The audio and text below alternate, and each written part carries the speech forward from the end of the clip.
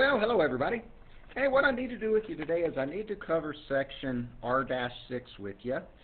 R-6 is a ton of review, but if you'll look over your class examples, notice that there's 38 problems. I don't think I need all 38, so for the sake of the video, and for me wanting to get this video done in about 25 minutes or less, what I'm going to do with you is I'm going to go over 1 through 11, all of them. And then I'm just going to go over 15 through 29, the odds. And then I'm going to, since factoring, we're going to up the factoring ante a little bit, I'm going to do 30 through 38 all. And then once we're all said and done, we'll have a MathXL assignment, and we'll have an additional worksheet over factoring. MathXL wasn't hard enough on the factoring, so I made up a better one. So, like I said, guys, a lot of this should be review, so I'm going to jump right into it. It's just applications of numbers, what to do when you multiply, divide, and all that good stuff. So, if you would, come over to your number 1. I just put number 1 on there just to remind you, exponents. We can rewrite exponents as a to the n. What's that mean? That I have a times a times a n times. The zero exponent rule, anything raised to the 0 power equal my number of Facebook friends. 1. My mom friended me finally. If you have a negative exponent, you could rewrite that and get rid of the negative exponent by placing that opposite of where it is. So if it's in the numerator, place it in the denominator. If it's in the denominator, go ahead and place it in the numerator. If a radical shows up, we're going to rewrite that a lot of times. So the nth root of x equal a, let me give you an example. The cube root of 8 equals 2 implies that x equal a to the nth power. This implies that 2 cubed equals 8. When you multiply, you can add your powers, so as long as your bases are the same, a to the m times a to the n, that's the same thing as a to the m plus n. If you have a quantity that does not have addition or subtraction in there, you can kind of distribute that exponent.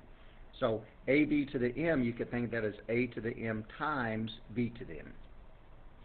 If it's a rational expression like this, with the bases the same, remember we subtract our exponents. So these are just rules really from Algebra 1 so far. 8, if you have a power raised to another power, remember you multiply those powers. If you have a rational expression raised to a power, you can split that up and call it your numerator to that power over the denominator to that power. If you have a rational exponent, we could rewrite that as a radical, would look like this. Example, 4 to the 1/2 would really be the square root of 4. If you have a different rational expression, like let's take something like 8 to the 2/3, you could think of that as the cube root of 8 squared. So I can think of this as the nth root of x to the m power. So those are just some rules now. Now I'm going to switch to just doing the odds real fast. So here goes your number 13. I got 3x to the negative 5th. I put that one in there so I could remind you the only item in that has a negative exponent is the x, not the 3. I'm going to write this as a positive exponent, and it's going to look like 3 over x to the 5th. Number 15 I would like to write as a negative exponent, so since it's positive in the denominator, I can bring that up and make it look like that. My number 17, 81 to the 1/4, we could type that in our calculators, but this means the 4th root of 81, which means what number times itself 4 times gives you 81, and that happens to be 3. If you look at number 19, negative 27 to the 5/3, That's the same thing as the cube root of negative 27, whatever that answer is, to the fifth power. So that really becomes negative 3 to the fifth power, which is equal to negative 243. Now, a lot of times in here, we're going to have to rewrite things before we can simplify them. That's what number 21 is going to look like. 4x cubed times the square root of x. The way it looks, it does not simplify. But I'm going to think of this as 4x cubed times x to the 1/2. I rewrote that radical as a rational expression. Now this becomes 4, and I need to take 3 plus 1/2. Now, try to get to where you can do this in your head. We're going to see so many fractions this year. I'm going to think of 3 as 6 over 2 plus 1 over 2, so this becomes 4x to the 7/2. My number 23, I'm going to think of this as 3x squared over a power to the power, multiply your powers, so this becomes x to the 3/2. Now, since it's a rational expression, we need to subtract our exponent, so I'm going to take 2 minus 3/2. I'm going to think of that as 4 over 2 minus 3 over 2, which I get 1/2. So this becomes 3x to the 1/2, or you could call it 3 square root of x. So just manipulation of some exponents and such. Here's my number 25. I'm going to think of this as the opposite of x to the 1/2 over 5x to the negative 1. Our rule is subtract your exponents, so I need to take 1/2 minus negative 1. I'm going to think of that as 1/2 plus 1, and then I'm going to think of that as 1/2 plus 2 over 2, so I get 3 over 2. So my ending answer looks like I'm going to have negative x to the 3/2 all over 5. Here's my number 27. I got p to the negative 1 plus q to the negative 1. I'm going to think of this as 1 over p plus 1 over q. Now, we've been here before. Since we're adding or subtracting rational expressions, I need to get a common denominator, which would be p times q. When I compare this denominator with this denominator, I'm missing the q, so I have 1 times q is q. When I compare this and this, I'm missing the p, so looks like I got 1 times p, so ending answer right there. And you won't see anything like number 28, so don't panic there. Here's my 29. Even though there's fractions, which I need to make this problem tougher, but even though there's fractions, the rules do not change. We're going to distribute, which means we're multiplying. And when you multiply, you add your exponents. So this becomes m to the 1/3 plus 8/3 plus 4m to the 1/3 plus 2/3. So it looks like this becomes m to the 9/3 plus 4m to the 1st. Like I said, I need to change that one to where it's not common denominators. So I'm flying through those. I hope those look familiar from your Algebra 1, Algebra 2 days. Now, I will slow down on the factoring, because if you look at number 30, not bad at all, but I put a lot of these on there so I could say something which is going to help us when we factor 36, 37, 38. So here goes my number 30. We're going to factor that, and we're going to factor out whatever they have in common. So in this case, they looks like they have an x squared in common. You take out the least power that you see in each term. So in this case, it's squared. It's going to leave me a 3 minus x squared. Now I want to point something out while I'm here. X squared times 3 is 3x squared. X squared times x squared is x to the fourth. When we distribute, we ought to be able to get back to what we started with. My number 31, it looks like they definitely have a 5 in common. And I can take out an x to the fifth. This guy has 5 x's. This guy has at least 5 x's. This guy has at least 5 x's. And then if I look at what's left, there's an x cubed left because 5 plus 3 gets me to the 8. Minus 3x to the first because 1 plus 5 gets me back to the 6. Plus 4, and I don't need any x's. And then normally, guys, we look to see if this would factor, but with this cube being there, that's not going to factor. Now 32, let me start introducing you to some fractions. I've got 2x to the 1/2 minus 8x to the 3/2. I'm going to take out a 2 and the least power that you see. The least power that you see. So I'm going to take out an x to the 1/2. So out of my first term, I'm just left with the 1. Minus 2 times something is 8, so there's a 4. Now, here goes your thinking. 1/2 plus something has got to get me up to 3/2. That something is 2/2, which is 1. So I need an x right there. Another way to think about it, 1/2 minus 1/2 is a 0, so I got an x to the 0. 3/2 minus 1/2 is 1. So a couple of ways to think about that. You'll see it about 5 more times here.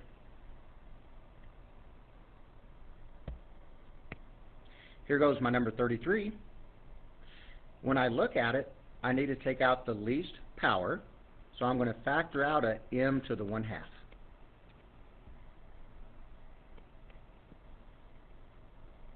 What's left out of the first term is a 4 plus a 3. Two ways to think of this now. 1/2 plus something gets me back to 3/2. That something would have to be 2/2, which is 1. Or 3/2 minus 1/2 is 2/2, which is 1, so I need an x right there.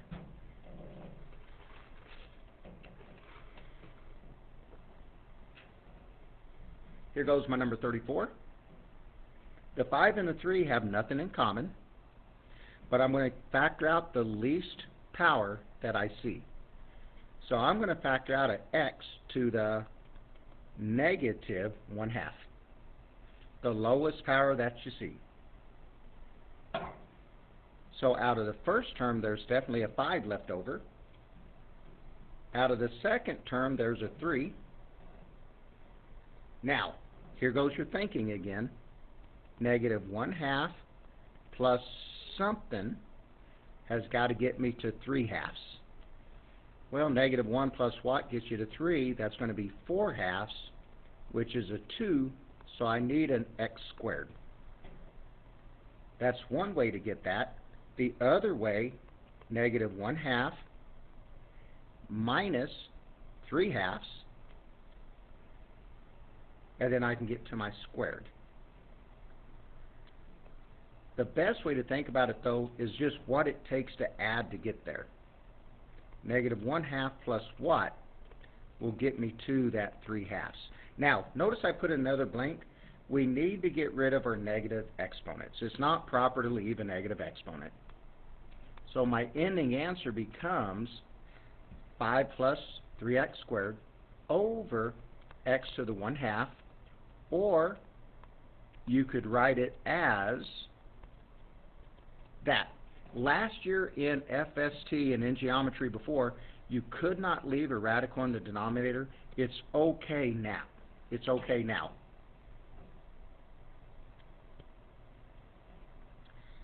Here goes my number 35. 9x to the negative second plus 6x to the negative third.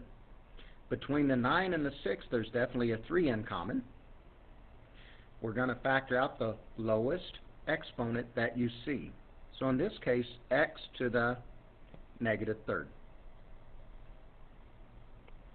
3 times something is 9, so there's going to be a 3.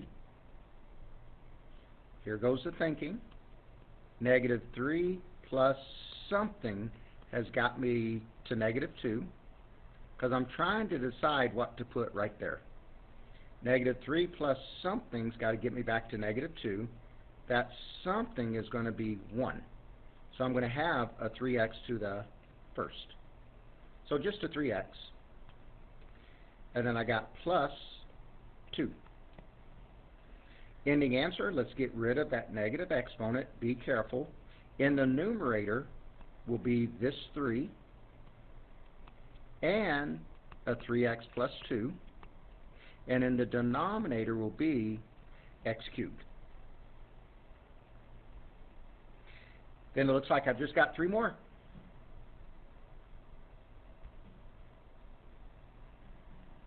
Number 36, we're going to bump it up from factoring out a monomial to a binomial. So it's going to look like this. Between the 5 and the 15, they have a 5 in common. And I'm going to factor out a 2x plus 3 to the least exponent that you see. Well, if I spy a 2 and a 3, so I'm going to factor out a squared. Now, on these, I'm going to put a bracket, because usually what happens, we have to simplify whatever's inside the brackets. So, 5 times something is 5. That something is a 1. 2x plus 3 squared. To get to a squared, I don't need any more, so I just need a 1 out of the first term. Now, when we do this, guys, I don't even want you to see the second term yet. Focus on what's left out of that first term. What's left out of that first term is just a 1. Now let's focus on the second term. So totally ignore this. There's a plus sign. 5 times something is 15, so that's definitely a 3. Now, you factored out a squared, so 2 plus something is going to get me to that cube. So I need a 5x plus 3 to the first, because 2 plus 1 is 3. When you distribute, you got to get back to what you started with. Now, to bring this home, I'm just going to simplify whatever's inside the brackets. So it looks like I've got 1 plus 15x plus 9. Looks like this simplifies to be 15x plus 10. So one possible answer, a 5, a 2x plus 3 squared, and a 15x plus 10. If you see it, though, I could, if I wanted, take out a 5 out of this. Is something wrong? Oh, you know what, guys? Let me backtrack a little bit. Sorry, this should have been a 2x. I don't know where the heck I got that 5. You probably caught that. So this is going to be a 6x right here.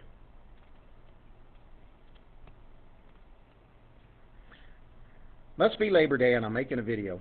Now, if you see it, I'm going to take out a 2 out of these. So if I take out a 2, my 5 becomes a 10. 2x plus 3 squared times 3x plus 5. Either of these answers would be good.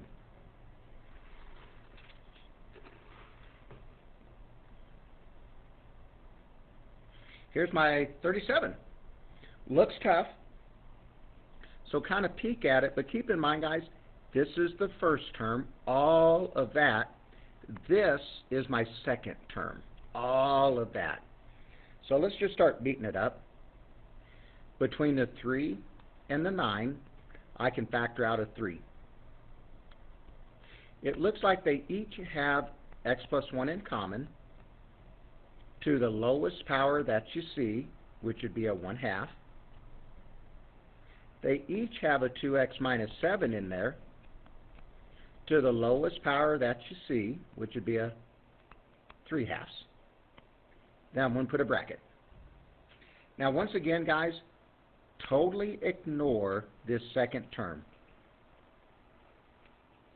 Focus on the first term. 3 times something is 3, so there's a 1.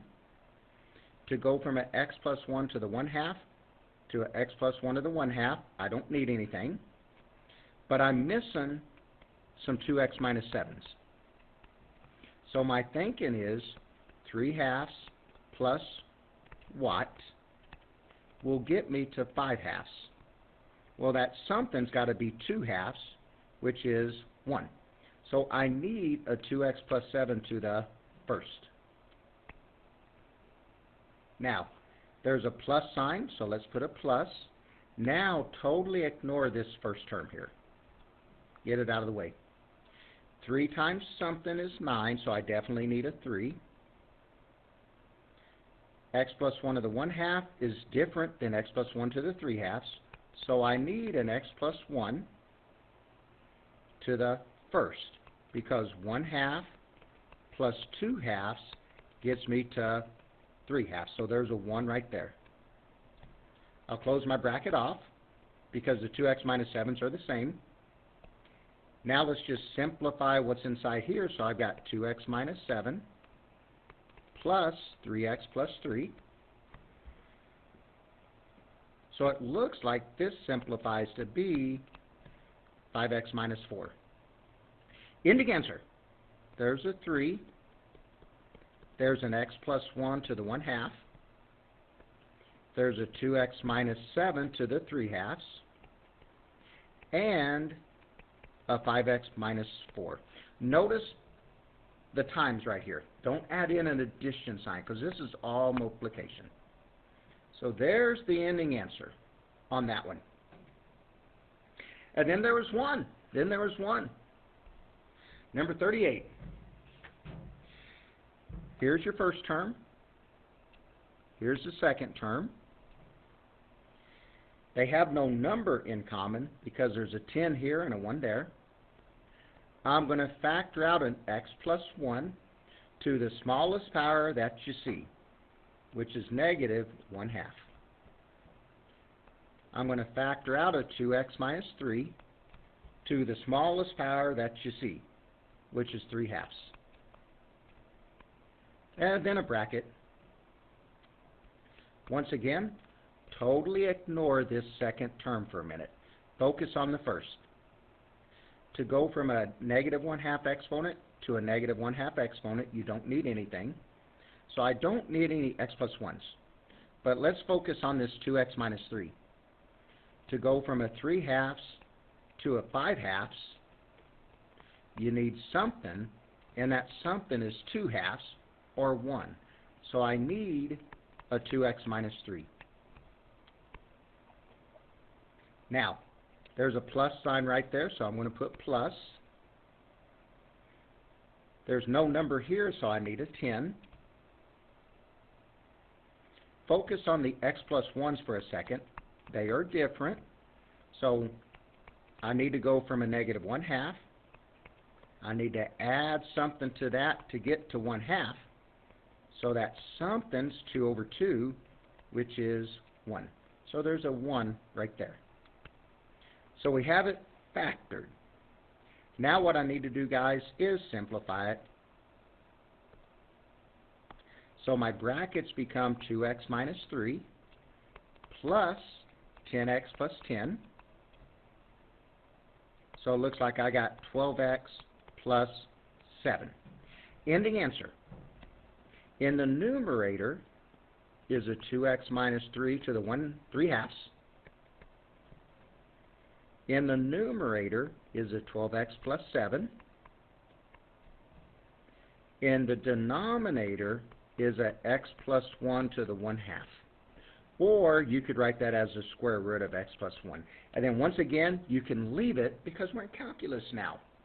So, guys, I wanted to beat the video within 25 minutes. I barely made it. So, assignment-wise, you have Math Excel. and you have a factoring worksheet. So good luck to you guys.